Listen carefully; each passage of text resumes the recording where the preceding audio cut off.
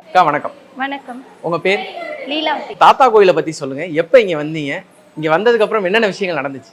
ஓப்பனா சொல்ல போனோம்னா, மழை டைம்ல வந்துட்டு எங்க வீட்ல தண்ணி வந்துட்டு இவ்வளோ அளவுக்கு வந்துச்சு உள்ள. அப்போ வந்துட்டு நம்ம யார் கையிலயும் வாங்கி சாப்பிட்றாலோ அந்த மாரி கிடையாது. ஆனா சூழ்நிலை வீட்ல சமைக்க முடியாது. என்னன்னா தண்ணி ஃபுல்லாயிடுச்சு, பாத்திரம் எல்லாமே இதுவாயிடுச்சு.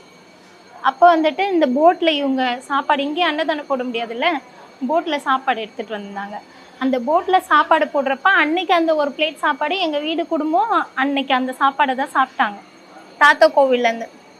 அந்த ஒரு நாள் சாப்பாட்டுக்காக அவராண்ட நான் அடுத்த வாட்டி சொன்னதுன்னா, இதெல்லாம் சரியான பிறகு கோவிலுக்கு வந்து நான் என் காசு மூலியமா அன்னதானம் பண்ணணும். ஒரு வேளை சாப்பாட சாப்பிட்டுருக்கேன்.